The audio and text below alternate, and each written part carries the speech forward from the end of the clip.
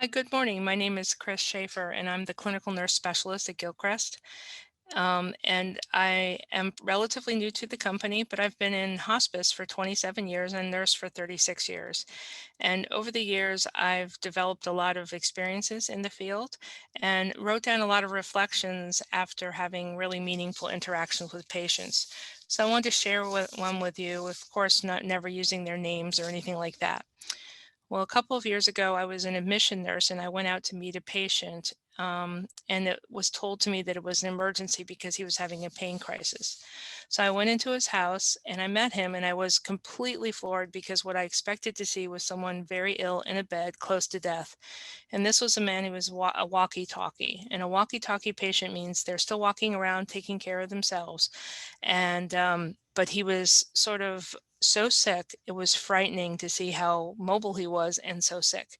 So I met him and started down an incredible path of exploration and discovery for myself, because he was clearly in a horrible degree of pain, and he had been hopping from one emergency room to the other because the pain was so severe in his belly. He had end stage colon cancer. He had had treatment 3 years ago, finished 3 years ago, and before that. And he had done very well with the treatments, but unfortunately the disease came back. It completely obstructed his bowel, and so he was no longer able to have any nutrients go through. Very, very painful. Huge, huge growth in his belly. He would look like a skeleton and had this big belly. And they'd put a tube into his stomach to drain the fluid so he could eat for pleasure feeds, but then the food would, or the drink would just literally pour out through this tube. So it was very sad. So he had been going to a cancer institute, and they had said, okay, you're losing all this weight, so we need to put you on a special kind of IV food called TPN. So he had these huge bags of this TPN, which are these white milky fluids, and he was supposed to be giving these in a backpack and feeding himself all day through these things. But he told me something really interesting. He said, I know I'm dying, and I know that I'm getting all these fancy medicines and all these fancy, IV therapies, but it feels like that when I started taking this food in these big bags, that that the cancer grew. And in fact, he was right. So what had happened was the natural process of his body shutting down had been interrupted. And instead, the cancer was growing wildly fast and causing terrible pain.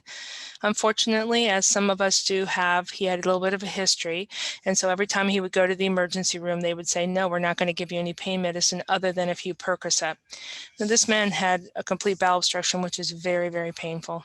So he was just sitting there, just shaking with pain. And I knew one of the rules of hospice nursing is this: you never leave a patient in pain. Well, I walked into this crisis and I knew that this man needed very high levels of pain control. He needed to go into one of the inpatient units at that hospice.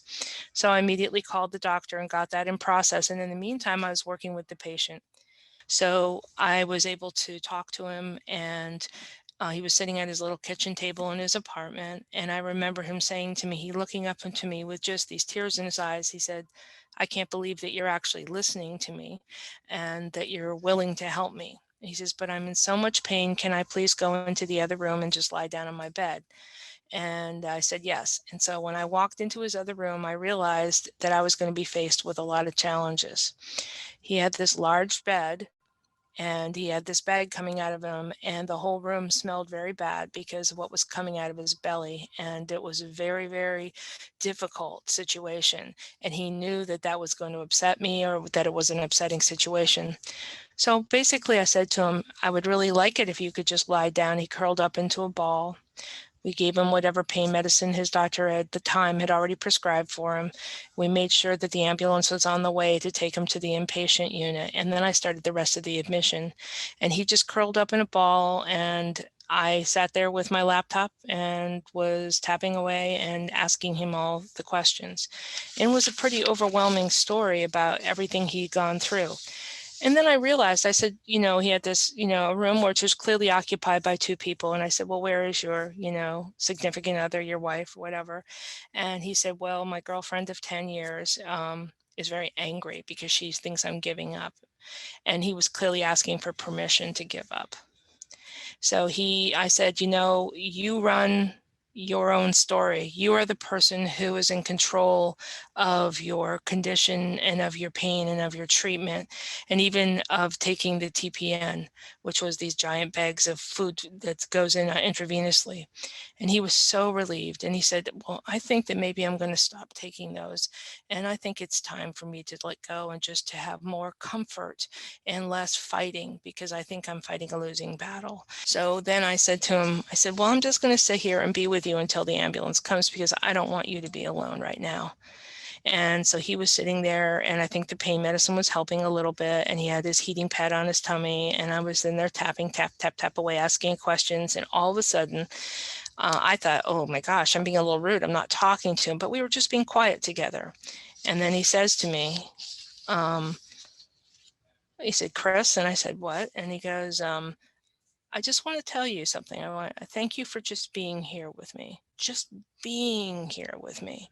Because no one wants to be with me. Everybody wants to judge me. Everybody wants to tell me things. Everybody wants to give me medicines, but no one wants to be with me.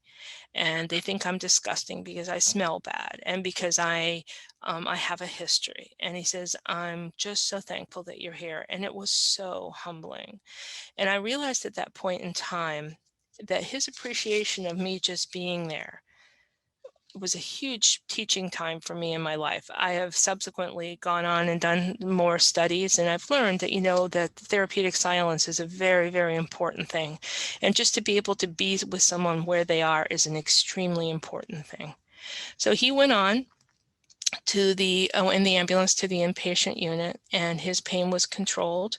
He stopped his extra feed, the TPN, and he had such a successful experience that he went back to his apartment, and our hospice chaplain and social worker were intensely involved.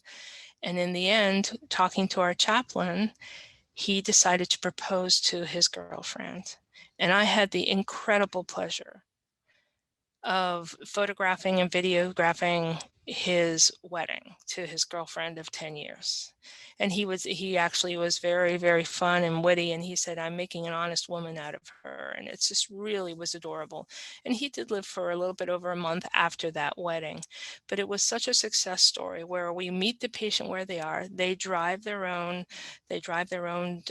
story, that we protect their autonomy. That's our job, and to control their symptoms without judgment.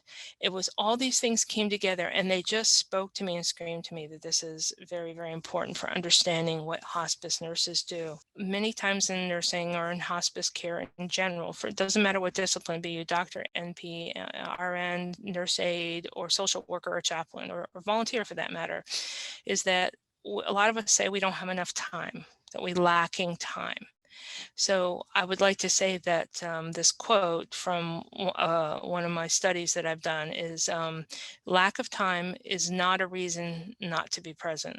It's a kind of a confusing set of phrases there, but lack of time is not a reason not to be present. And our whole thing with hospice is we are to be present there for our patients, and it's our gift. Our presence is our gift, our presence and our listening. And so I learned a lot about listening that day. And then another quote that I like is, when people talk, listen completely. Most people never listen. And that's an Ernest Hemingway quote. So when people talk, listen completely. Don't listen. I know I was charting at the time, but there were moments where I was looking deeply into his eyes. I was talking to him.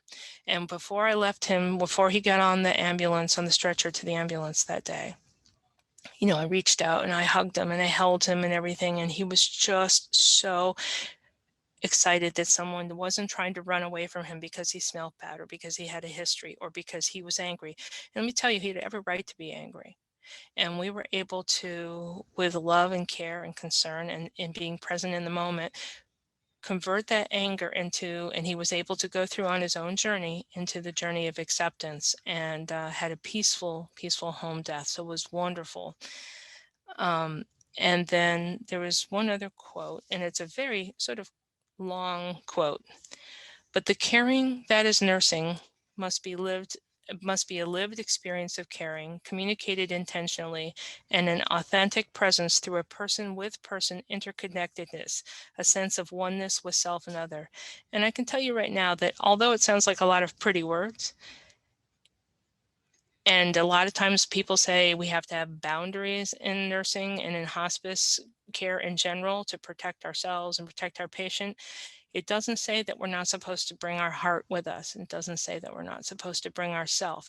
And if we're not affected by these things, and if we're not profoundly changed by hospice care, we're probably in the wrong profession, because these things cannot help but change you and make you better and just make you the most extraordinary person you can become.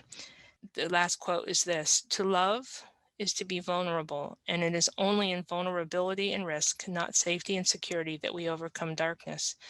And I'm just going to say that the love I'm talking about is not the physical romantic love. It's not even brotherly love. It's the agape, it's the selfless love, the self-sacrificial love. And when we love and we give of ourselves and we give of our emotions and we become vulnerable, that's when we grow as people.